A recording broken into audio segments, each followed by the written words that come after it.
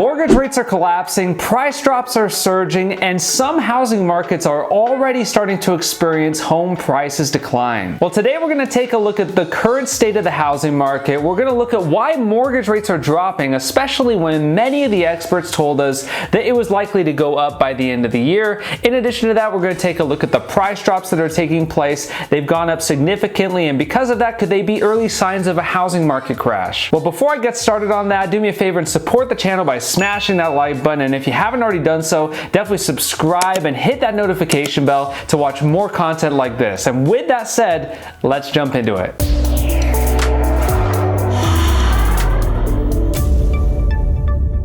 The biggest story over this last week has been mortgage rates dropping all the way to 5.05% according to Mortgage News Daily, and if you actually follow Freddie Mac, they reported as low as 4.99%. Now this is a huge deal because mortgage rates play a huge role in affordability when it comes to the housing market. So many buyers have been completely priced out of the housing market just because of interest rates simply rising over 2 to 3% from where they were just several months ago. Now we're starting to see that cool down a bit. They were as high as 6.28% earlier in June. Now we're seeing that come down to 5.05%, and that makes a huge difference when it comes to affordability. You see, at the peak of these mortgage rates in June, when you combine that with the high housing prices that we've been experiencing, our affordability levels were at the worst place they've been since 2006, which is when the last housing bubble came out. And that is according to information based on May data, not even on June data, which is probably going to be even worse when that information comes out. Now this drop actually makes a much bigger difference than you might realize. No, it's not your old 3%, 2% interest rates, but even going down from a 6.28% to a 5.05% can make a pretty big difference on a mortgage payment. You see, even with a $400,000 mortgage, you'd be going down from a $2,471 a month payment if your interest rate was 6.28% down to $2,160 a month if it's 5.05%. So it already is giving you a $311 savings per month. Now you might be wondering, well, why are we starting to see mortgage rates decline when so many of the experts have said the mortgage rates are likely to go up by the end of the year? Well, the reality is many people and investors alike are afraid of an upcoming recession. We've already seen the Federal Reserve raise rates in July. We see that they plan to raise them again in September and potentially November and December as well. So with all that, there are a lot of concerns for an upcoming recession. Well, when people are fearful of a recession, they tend to run for safety to bonds. And certain types of bonds, such as treasuries and mortgage-backed securities, these are the types of bonds that drive down mortgage rates. When there's significant demand coming to these types of bonds, mortgage rates tend to go down as a result. So how has this been affecting the housing market so far? Well, right now it's too soon to really tell, but at least at this point early on, we finally, for the first time in over 5 weeks, saw mortgage applications go up again as a result of these mortgage interest rates going down. They were up a total of 1.2%. We saw refinances in total go up 2%, and mortgage applications for buying a new house go up 1%. Now keep in mind, these are just week over week numbers. They're still annualized numbers, and annually we're seeing refinances down 82% and purchase applications down 16%. So we still have a long way to go to catch up to those 2021 levels. Now another thing we've been seeing a lot recently is price drops. Now price drops were as low as around 2 to 2.5% of listings. That's on a weekly scale. For Redfin, you need to multiply it by 4 to get the full number, so it's more like 8 to 10% of all listings were really experiencing a price drop at the low point. Well, now as of the most recent data of July 31st, we've been seeing up to 7.8% of listings on the weekly side, so if you multiply that by 4, close to 32% of all listings nationwide are experiencing a price drop. Now we're going to take a look at some of the cities that are feeling price drops even more so than most of the nation. So Boise, Idaho is definitely right at the top of that list. If you take a look here, you'll see that price drops went to as high as 18.3%. Again, you got to multiply that by 4 to get the monthly numbers, okay? But it's gone down to 17.4%, which means that you're roughly at about 70% of all listings are are experiencing a price drop in Boise, Idaho. So that is just insane right now. You take a look at Austin, Texas, you can see it's been growing week by week, was as low as 1.5% over here in January. Now it's gone all the way up 10%, 10.8, and now as of the most recent data, we're sitting at 13% of all listings. That's on a weekly basis, so you multiply that by 4, you're talking more around 52% of all listings are experiencing price drops. Phoenix is another city experiencing severe price drops. You can see earlier on in the year that we were as low as around 2.3% over in January.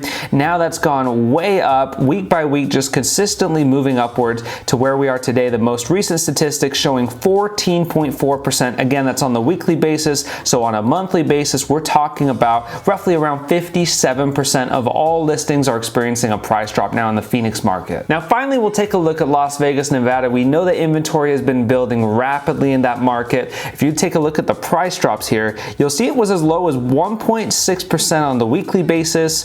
You go all the way to where we're at today, it's just skyrocketing at an astronomical rate. We're at 12.2%. So you multiply that by 4, again, close to 50% of all listings in Las Vegas are experiencing a price drop. Now going back to nationwide numbers, if we take a look at pending sales, we can see that that's also been trending down. This black line here, that's the 2022 year, and you can see it's been going down ever since around April, May time. We've gone down to where we're about 17% lower year over year in terms of pending sales. The next thing we want to take a look at is months of supply, and this is one of the most important statistics to look at for a future housing market crash, because if supply keeps going up at astronomical rates, it's going to start to cause median sales prices to collapse. So right now, what we've seen in the past couple of years, we've seen these all-time record lows of supply. Now, if you go back to this graph here in Redfin, you can see we were at a low of 7.2 weeks of inventory, and you can just see how low that is compared to previous years. You can see here in 2021,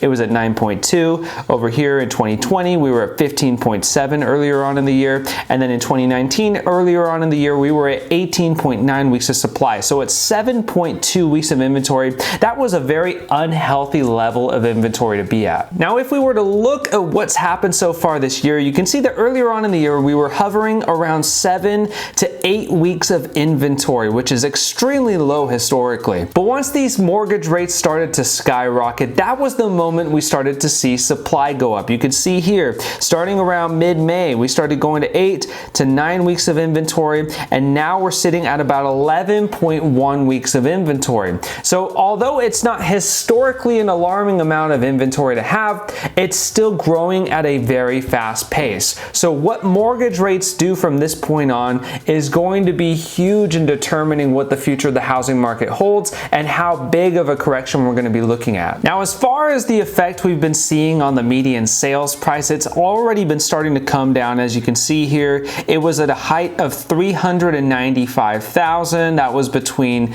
end of May and end of June. Now we're sitting at about $381,000. Now that means that we've already seen a dip in price nationwide of 3.5%. But what many people want to know is, are we just seeing a housing cooling, or are we going to see a housing market crash? Well, here's 7 signs that I like to look for to determine whether or not we're going to be heading towards a housing crash. The first one is income to prices, so essentially your affordability. And we've already seen this take effect, right? As mortgage rates have been hiked, we've seen that have a huge effect on the affordability of the housing market. We saw that just off of the May numbers alone, that we're already sitting on the lowest affordability ever since 2006, which was the last housing bubble. The second thing to look for is mortgage applications falling. Now, over the last 5 weeks, like I mentioned earlier, we've been seeing these mortgage applications fall. And they're even now currently, even with week over week numbers going up, we're still down 16% overall in purchase applications. The third thing to look for is price drops. And price drops, we already know, we just took a look at those statistics, and we are seeing that price drops are growing at astronomical rates right now. So if that continues to get worse, that is a big red flag of a potential housing market crash. The fourth thing to look for is a weak U.S. economy. Now, right now, I've already made a video about this. I don't believe that we're currently in an economic recession based on the way the National Bureau of Economic Research looks at it. I know we reached the technical definition. That would be 2 consecutive quarters of negative GDP growth. That is definitely one metric to keep an eye on, but there are other metrics such as industrial production, such as retail sales, such as job growth, unemployment rate, all these factors that really truly determine whether or not we're in an economic recession. And as those numbers start to feel the effects, which they very well could if the Federal Reserve continues to do things like raise interest rates, offload balance sheets, things along those lines, that's going to have a negative effect on the economy as we start to taper down this inflation. Number 5 is risky mortgages. This is what we saw took down the 2008 housing market because of these adjustable rates or teaser rate loans that were immediately changed, and down the road people could not afford them. This is the problem we're seeing in the Canadian housing market, where people can just not afford these new interest rates, and it changes their monthly payment to where it's well beyond what they're capable of affording. This puts them in a situation where it doesn't matter if they want to sell their house because they have to sell their house because they have no other option. That floods the housing market with inventory and puts it in a position where it's very vulnerable to seeing massive price declines at that point. The 6th thing to consider is an increase in foreclosures. That could be a serious red flag of a housing market crash. Now, we've seen some headlines already showing 700% increase in foreclosures.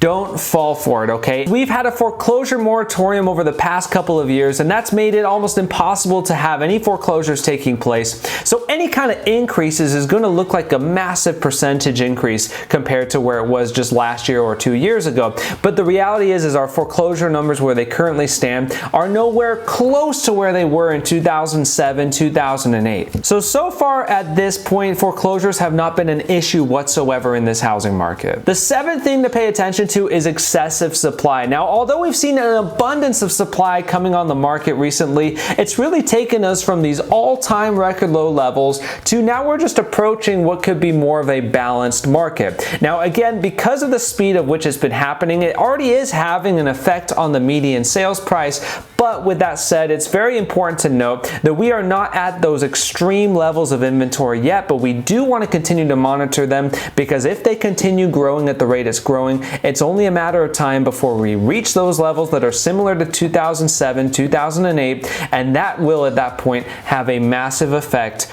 on the decline of house prices. So overall, we are currently seeing a housing market correction take place. Ever since mortgage rates have gone drastically higher, that's had a huge impact on house prices because people just simply cannot afford to buy a house anymore. So just because of that fact alone, we've been seeing a housing market correction take place. That does not mean we're going to see a housing market crash, especially nationwide, taking place. Some markets maybe, but on a nationwide level, that is not necessarily going to be the case, and we're going to have to monitor how things go. We're going to have to monitor how mortgage rates continue to go because they've been very volatile. Are they going to stay low? Are they going to go even lower? Are they going to go back up again? All these things can play a huge role into what the future prices do in the housing market. So with that said, I hope you guys enjoyed today's video. If you enjoyed it, please do me a favor, support the channel and smash that like button. And if you haven't already done so, definitely subscribe and hit that notification bell to watch more content like this. Also, let me know your thoughts in the comments below. Do you think we're about to experience a housing market crash? Do you think this is just simply a housing market correction that's taking place? Let me know your thoughts in the comments below. Finally, follow me on Instagram and TikTok at The Out of State Investor. Thanks again for watching, and before you guys go, definitely check out one of these 2 videos over here if you enjoyed today's video. And with that said, I'll see you guys on the next one.